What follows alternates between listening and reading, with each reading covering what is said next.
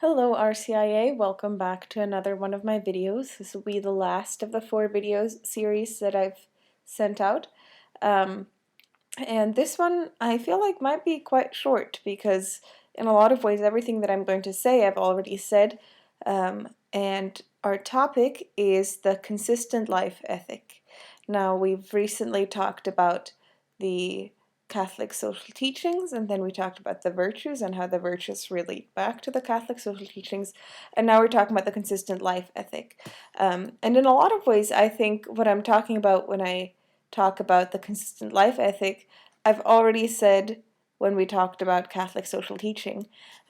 So Catholic social teaching is based on the idea that every individual is made in the image of God, and so every human being has that fundamental dignity of being a human person.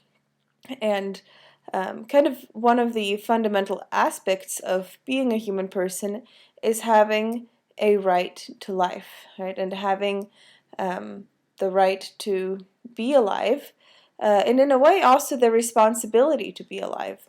And we will talk about both of those components in talking about the consistent life ethic. So the fifth commandment in the 10 Commandments that we have in the book of Exodus and in Deuteronomy is the commandment not to kill, not to murder.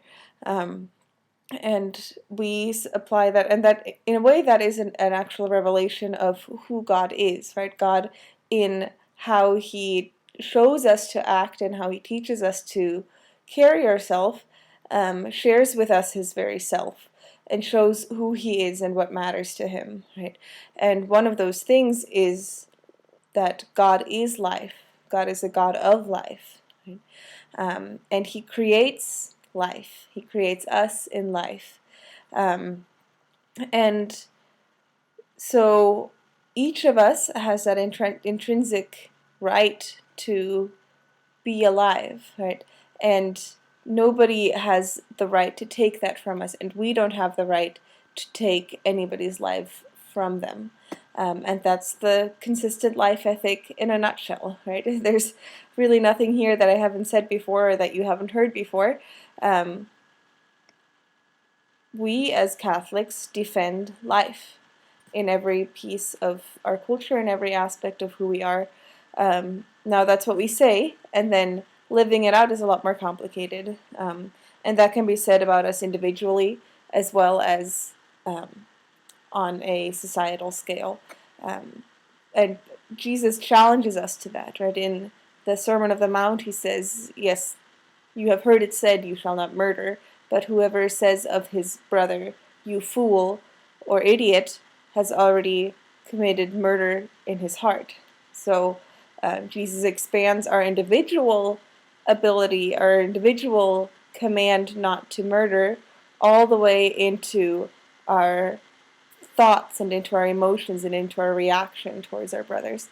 And in a societal level, you might say, okay, you shall not murder. That means one person, one able-bodied independent person should not kill another able-bodied independent person. That's kind of the most basic understanding of murder, but of course there are many other ways of killing. And so there are individual struggles that we have with honoring the consistent life ethic in the people we interact with, in the way that we treat other people, in the way we treat ourselves. But then there are also larger societal elements of the consistent life ethic that we most commonly associate with this idea of defending life. Now, the most common one, of course, is the issue of the unborn or the preborn children who, if everything goes as it should, they would be born and eventually, hopefully, by God's grace, grow into children and into adults. And so the most obvious and one of the most contentious issues that Catholics face in society is the question of abortion and taking the life of an unborn child, an unborn person. And the reason why that is significant, I mean, as Catholics, we believe that life begins at conception and that our personhood begins at conception, right? And that is important because it shows us, or it affirms the idea that our fundamental value is not something that is added onto what we are by our development, by our growth, by our abilities, right? But it is essential to who we are. So from the very first moment when we have everything that makes us physically, biologically, right? When all those chromosomes come together, right? From that very first moment, um, even in this one cell, we have that fundamental dignity. It's not something that is added because we have grown into a certain number of cells, or because we have now developed into independence or into cognitive ability. It's from that very beginning, our very essence includes this fundamental dignity. Now that's the truth, right? The truth is always simple. And that's why I said this might be a very short video, is because truth is simple. What makes things complicated is the situations around um, that we get ourselves into, that we as the human race have gotten ourselves into. And so there are a whole variety of things, and we will continue to come up with things that attack this fundamental dignity, right? And a variety of reasons and a variety of circumstances which make that decision for life a lot more difficult and a lot more complicated, right? And in the case of abortion, there are a great variety of factors that make that decision for life complicated for the men and the women involved in questions of abortion, right? And especially the women who, because of the way that we as human beings are made, experience the effects of pregnancy, the effects of childbirth, the effects of abortion much, much, much more personally, which is not to say that men don't experience them, because they do. But one thing that in the consistent life ethic, specifically responding to issues of abortion, one of the things that has come up is the idea of choice. And actually, a lot of times women who find themselves in a position where they think they need to have an abortion is that they don't see other choices. And so one way of exercising this particular element of the consistent life ethic is to offer women who are in a position where they have a pregnancy that might be putting them in danger, putting them in a difficult situation, financially, in whatever ways, to offer them the support and the choices they need to say, rather than I didn't have a choice, I had to get rid of this child, I did have a choice and I chose life for my child. So for example, here in Spokane you have My Choice, and that's a very good organization to look into. So again, to be a Catholic, living out Catholic social teaching and living out the consistent life ethic, there are many components to that, right? And it's not just about advocating, it's, even though it is, and it's not just about praying for something to change, even though it is. It's also, it can include a political component, but it can also include very much hands-on response to help those and to fight for that, for the things that we believe in, the things we stand for.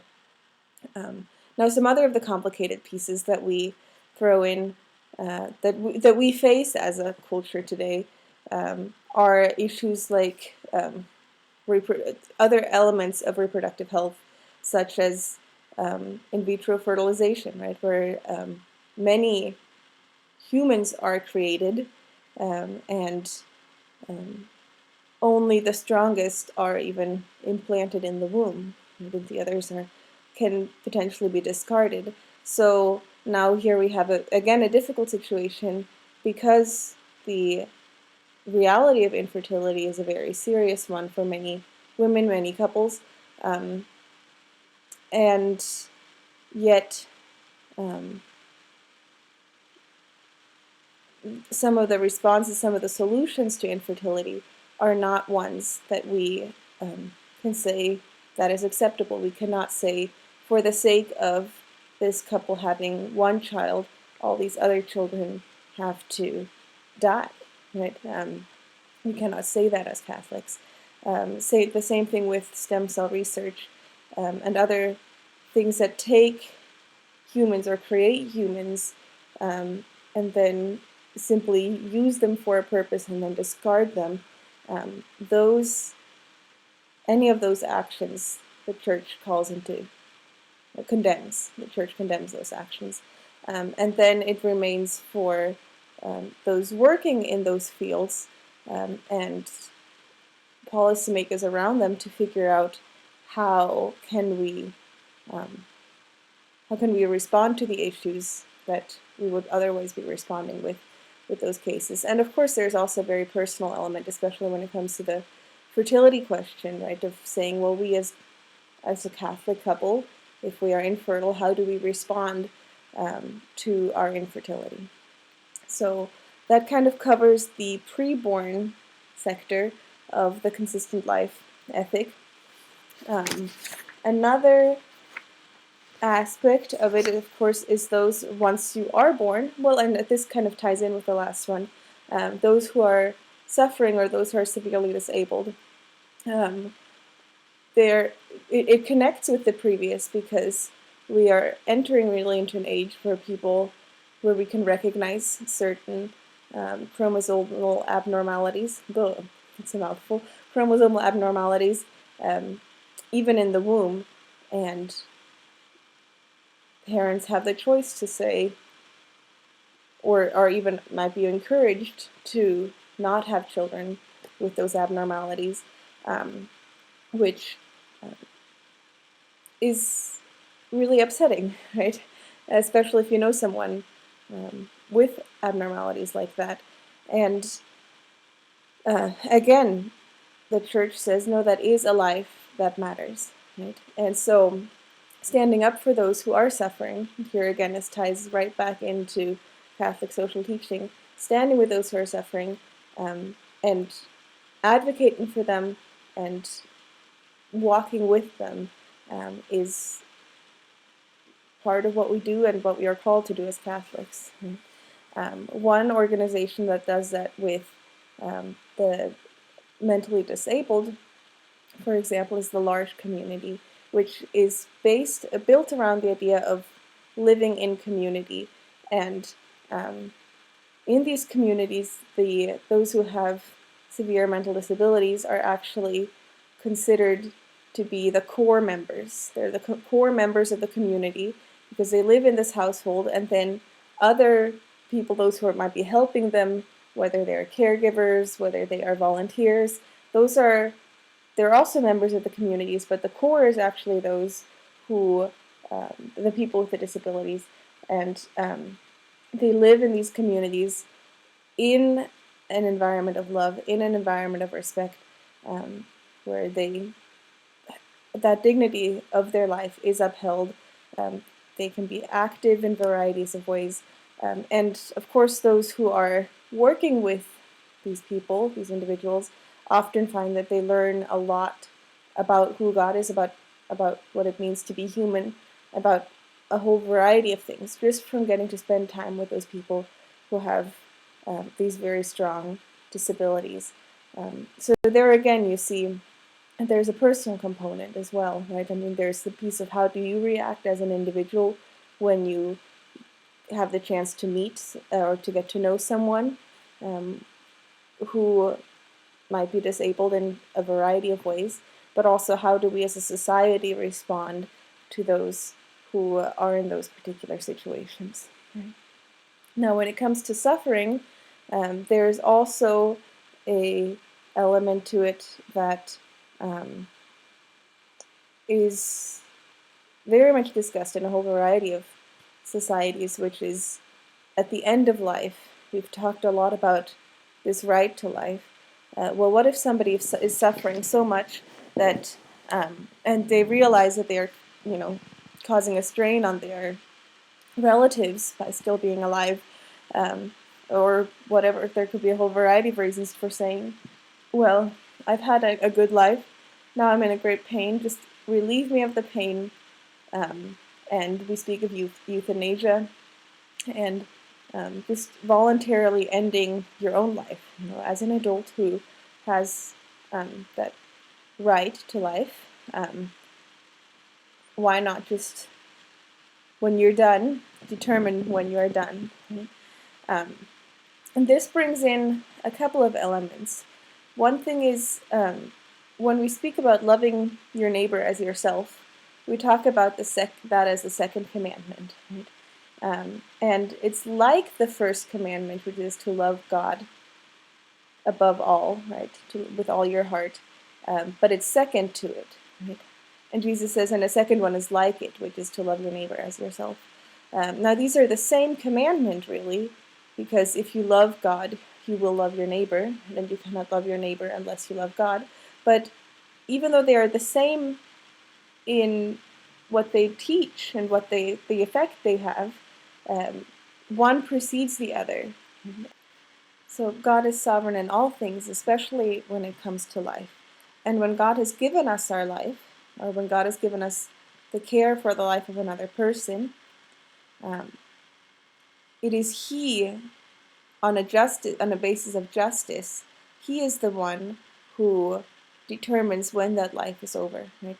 Job says when everything is stripped from him, he actually is faced with this. Everything he owns is stripped from him, and he's in great pain from a disease that God has given him, basically. And his wife says, "Why don't you just curse God and die?" Right?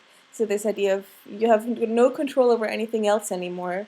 You might as well take control of your own life and just curse God and die. And he says, "The Lord has given and the Lord has taken away." And so just as God has given us our life, He is also the one who holds our life and sustains our life in His hand. And He will determine when her life here on earth is over. So while we have this right to life, we also have a responsibility for life, right? And so questions of euthanasia, of assisted suicide, suicide in general, are responded in that way, that it is still covered under the fifth commandment. You could say it's still an element of, if you cannot kill someone else, you love your neighbor as yourself, right? You can also not kill yourself under any circumstance, and you cannot ask somebody else to end your life for you. So there you go. That's, again, the idea is simple, right? The idea is life is sacred. Life is a gift of God who is life, and we maintain it. We are stewards of the life He has given us. We have not made our own life, but we are stewards of the life that we have been given. And again, the reality of life can throw us a whole variety of complicated situation.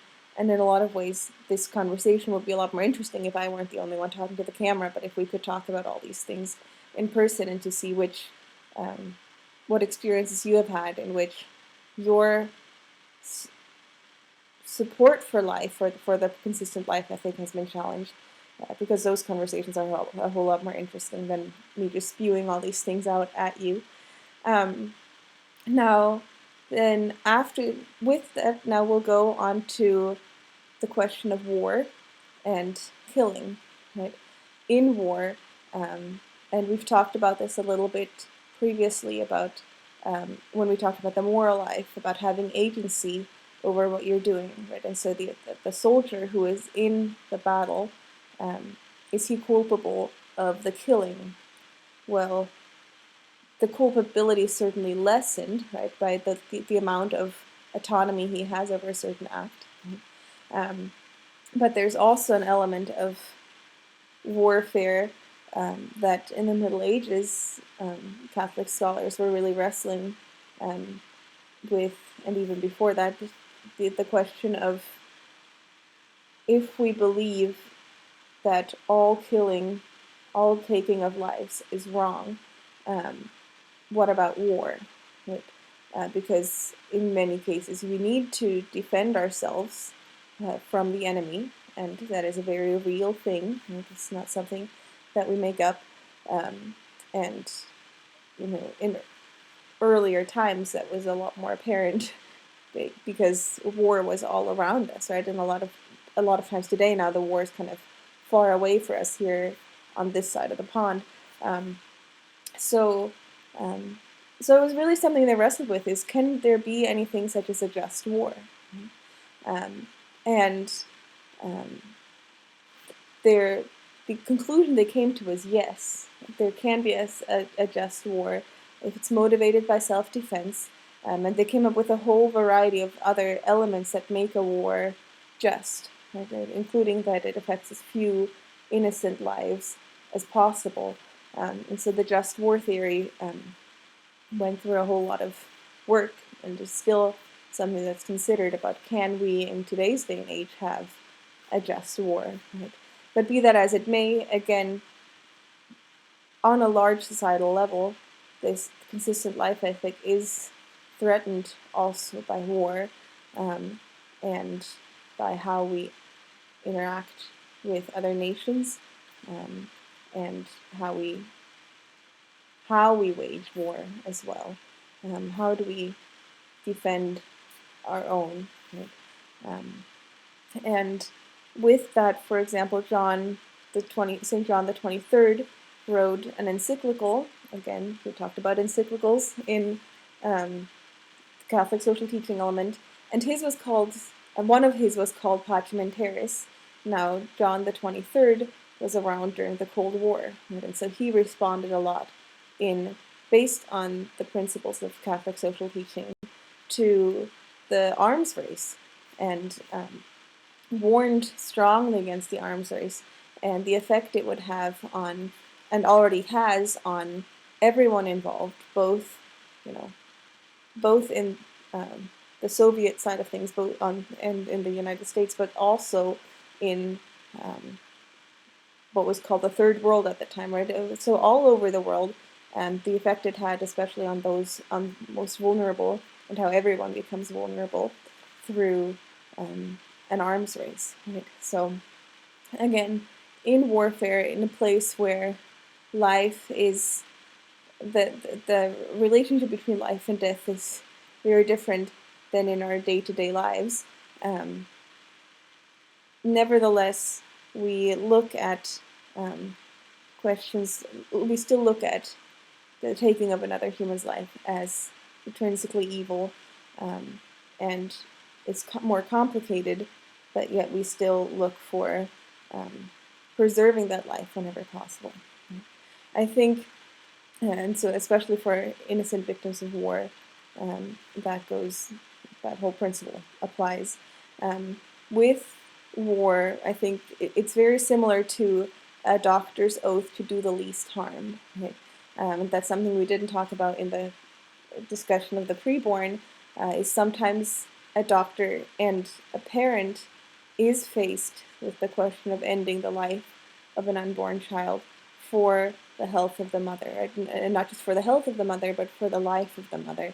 And then the doctor is faced with, well, basically, do I take 2 lives or do I take 1?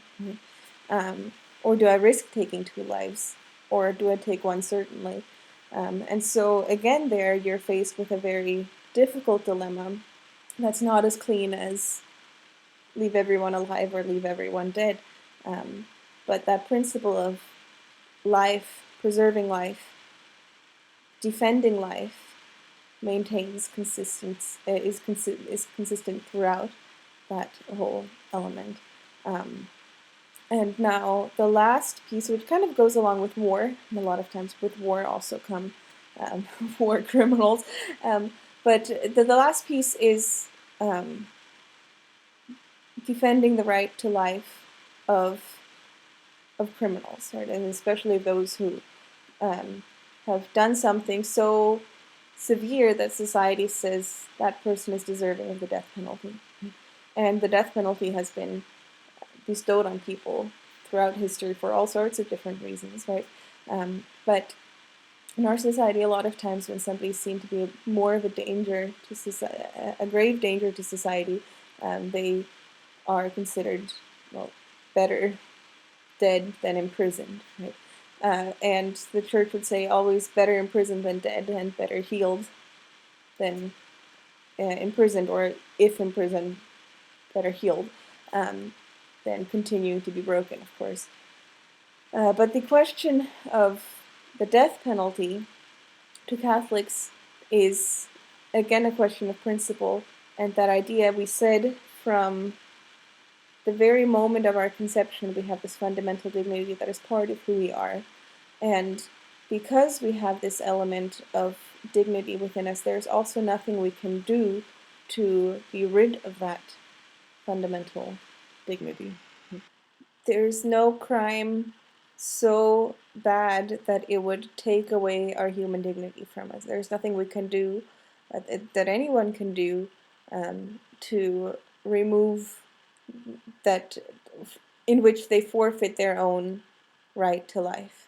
And so even killing somebody else, even putting others in grave danger, even inflicting great harm on other people, which are kind of the most common reasons for the death penalty today, all of those, the person committing those crimes is still a person, is still a human being with that dignity.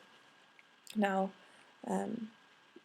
when we talk about this in class, a lot of times people talk about, here in Spokane even, there has been a serial killer on the South Hill that made people very, very afraid. And the thought of him being imprisoned and escaping was frightening to people. And again, you might think, well, isn't it better for the rest of everyone else, for the rest of society, if that person is no longer a threat, right? And of course, that person no longer being a threat is better for the rest of all society, but not at the expense of saying we can now willfully take that person's life. So the church recognizes the death penalty as something to be advocated against as well. So that kind of covers the typical issues that we think about or we talk about when we talk about the consistent life ethic. So the preborn, those with severe disabilities, which includes those preborn and those alive, end-of-life issues, issues of war, and issues of criminal conviction, right? But like I tried to say at the very beginning, those are just the issues that as a society at large we think about most commonly when we think about consistent life. Right? The idea about consistent life is that it is the choice for life, the choice for family, the choice for community, the choice for life is consistent, right? Across society, across culture, in a lot of ways. Everything that we talk about when we talk about Catholic social teaching, the care for our common home, the environment, the care for those in situations in which they are vulnerable, the care for the orphan, the oppressed, the stranger, so on and so forth. All of those are issues of life. Right? And in all of those, we battle the enemy of life, the absence of life, death, right? And the devil. Right? We battle all of those things in all those issues. And so, regardless of what we are doing as Catholics, we can do anything in the name of the God of life. Right? Everything we do, like we talked about in the last video about moral life, right, is God has given us this day life and death, a blessing and a curse. We read that in Deuteronomy. Life and death, those are our choices. And in everything that we live, we as Catholics are called to live this consistent life ethic. And the principle is simple, the situations are complicated, and God is there to guide us through that and to be our victorious King. And that's a very good note to end on in this time of Easter. again, all these topics speak to our brokenness as a human race. They speak to all the ways in which we are fallen and live in a world full of complications, full of difficulty, full of suffering, and yet we know that Christ is risen, and Christ is bigger than all these things. He is victorious.